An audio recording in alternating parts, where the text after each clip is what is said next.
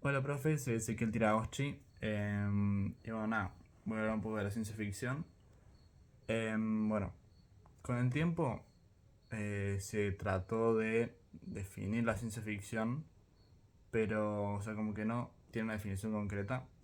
Pero para mí, porque estuve leyendo, la definición más acertada es la que dice que la ciencia ficción es una literatura de anticipación, digamos. O sea, una ficción que anticipa lo que va a pasar con el futuro de nuestra sociedad, que bueno, que está cada vez dependiendo más de la tecnología, ¿no?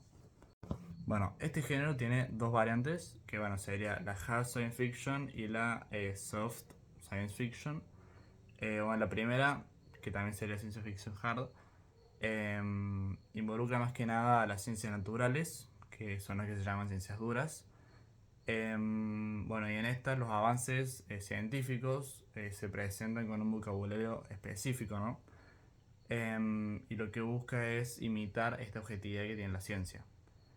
Bueno, este tipo pertenece a la primera etapa que tuvo la ciencia ficción y fue más que nada escrita por algunos científicos como Arthur Clarke, que, bueno, que un libro que escribió fue Cita con Roma.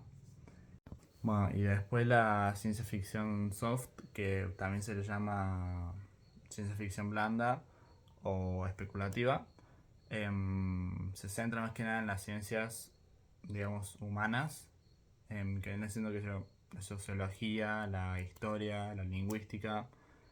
Bueno, y a este variante no le importa esa exactitud científica que tiene la hard, ¿no?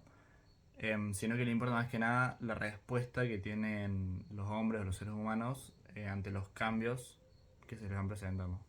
Como, la ciencia ficción, o sea, no se sabe muy bien cuándo se originó, pero según un escritor, bueno, Isaac Asimov, el género nació alrededor de 1880 en Inglaterra, que fue durante la Revolución Industrial. Pero bueno, otros afirman que fue en 1818 cuando se escribió el libro de Frankenstein. Em, bueno, así como una proyección imaginaria hacia el futuro. Bueno, y actualmente sigue en pie, digamos, sobrevive gracias a su capacidad para mostrar lo propio en la otredad, ¿no? Y para plantear una crítica en torno al hombre y su poder, su funcionamiento social y su funcionamiento político. Algunos autores que son conocidos gracias a la ciencia ficción pueden ser, bueno, Ray Bradbury, el Héctor Oesterheld, Frank Herbert y Julio Verne. Pero bueno, yo principalmente me quiero centrar en los primeros dos, en Ray Bradbury y en Héctor. Ray Bradbury fue un escritor estadounidense que principalmente escribió sobre los géneros fantástico, terror y ciencia ficción. Bueno, tiene varios libros como Vendrán lluvias suaves o El río del trueno. Bueno, yo acá quiero hablar sobre bueno, El río de un trueno, que bueno, es un relato corto, digamos, que se sitúa en un futuro en donde ya se pueden hacer viajes en el tiempo. Y bueno, en este caso aprovechan esa oportunidad para ir al pasado y cazar dinosaurios. Bueno, básicamente trata sobre bueno, el protagonista que viaja con la empresa al pasado. em, pero, o sea, en el viaje la empresa le pone ciertos parámetros, ciertas reglas para poder hacer el viaje sin ningún riesgo y sin que pase nada en el futuro, que no afecte en nada, ¿no? Pero durante la caza, como que el protagonista se asusta y entra en un estado de pánico por culpa de un dinosaurio y sin querer mata una mariposa y bueno, esto una vez que vuelven al presente de ellos se puede ver cómo esa muerte de la mariposa afectó significativamente al mundo donde ellos vivían antes. Y bueno, esto básicamente sería el efecto mariposa, ¿no? Bueno, pero ¿cómo sabemos que esta historia es ciencia ficción? Bueno, lo sabemos gracias a las características que nos muestra. Aparecen, bueno, viajes en el tiempo, que es básicamente lo que ronda el relato. Bueno, los viajes en el tiempo es una característica muy propia de este género, básicamente. Después, el efecto mariposa, que, bueno, acá en el cuento trata de explicar el efecto mariposa justamente. Que bueno, que es otro tema que es algo común, por así decirlo, del género de ciencia ficción. Y bueno, y las consecuencias impredecibles, que bueno, son otro tema de la ciencia ficción. Y también sobre la tecnología, que bueno, de cierto modo hay como una clase de advertencia por parte del autor de Ray Bradbury sobre lo que se venía de la tecnología. Y que bueno, básicamente como que trata de advertir de que hay que ser responsable y ético al momento de usar esta tecnología. Y bueno, ahora sí, hablando sobre el otro autor, Hector Oesterheld, podemos decir que bueno, también fue un gran influyente en la ciencia ficción. Bueno, este es argentino, nació en Buenos Aires y fue licenciado en Ciencias Naturales. En un principio escribía cuentos infantiles mientras trabajaba en un banco. Después comenzó a trabajar en editoriales, en donde empezó a crear historietas, que bueno, que según él no era su fuerte, sino que le gustaba más lo de aventura. Pero bueno, al final le terminó yendo bien con las historietas y empezó a revolucionar el género de ciencia ficción.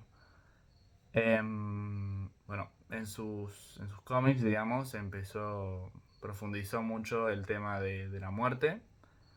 Em, y después, bueno, en 1961 se metió activamente en lo que vendría siendo la política argentina, hasta 1977, que bueno, por la dictadura que hubo, los militares lo secuestraron junto a sus 4 hijas y nunca más hubo rastro de él. Entre sus libros más conocidos se encuentran Hora Cero, Frontera y El Eternauta. Bueno, yo quiero hablar de El Eternauta porque personalmente es el que más me gustó. Es una novela gráfica que fue ilustrada por Francisco Solano. Se publicó, no se sabe si no se sabe fecha exacta, pero es entre 1957 y 1959. Y bueno, en esta historia se combinan elementos de ciencia ficción, política y un poco de drama. Bueno, trata sobre un hombre que se hace llamar el Eternauta, pero bueno, su verdadero nombre es Juan Salvo. Su misión es narrar a un oyente una invasión que todavía no pasó y que capaz no pase si este oyente hace bien su trabajo. Bueno, si bien aparecen muchos personajes, para mí los más significativos fueron Juan Salvo, o sea, el Eternauta, que bueno, era el principal, el protagonista, y bueno, era el que lideraba el grupo de supervivientes ante la catástrofe. Estaba Elsa también, que era la esposa de Juan, que bueno, que en un principio parecía que era un personaje más, pero después se convierte en uno de los personajes, no sé si más importantes, pero sí significativo para la historia, porque empieza a apoyar todo el grupo y los motiva básicamente. Y después aparece Franco, que bueno, que es uno de los amigos de Juan, y en la historia es clave, porque es muy inteligente y es valiente. Bueno, de estos personajes y bueno, y de otros en conjunto, surge el grupo llamado, digamos, Robinson, ¿no? Y la situación Robinson en este caso se refiere a esta condición de aislamiento, ¿no? De supervivencia que, bueno, que sufre todo este grupo. Si lo comparamos con Robinson Crusoe, Juan Salvo, o sea, no está solo, ¿no? sino que está acompañado por sus familias y sus amigos. Em, y no está rodeado del mar literalmente, sino que está rodeado de la muerte, digamos. Y el problema que hay en esta situación Robinson es que entre todos compiten por sus necesidades. O sea, por tener comida, por tener agua, por usar los trajes, para sobrevivir, justamente. Bueno, esta situación desaparece al momento en el que la invasión de los sellos llega, ¿no? Como para que entiendan, los sellos son,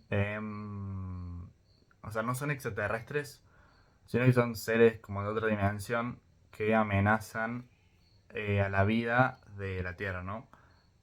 Con cosas como los copos de nieve, que eran radiactivos, y que después, bueno, se hacen cosas más complejas, más dificultosas para sobrevivir.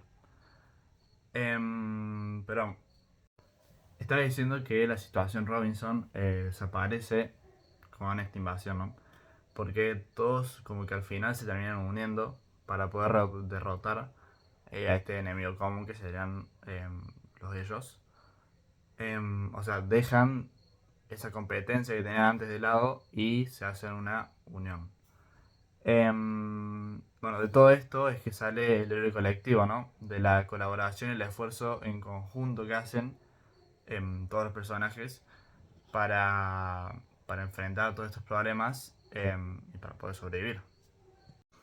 Así que bueno, podemos decir que esta historia hace énfasis más que nada en lo importante que es ser solidario y también lo útil que podría ser unirse con los otros en tiempos difíciles, que bueno, que en este caso es esa invasión.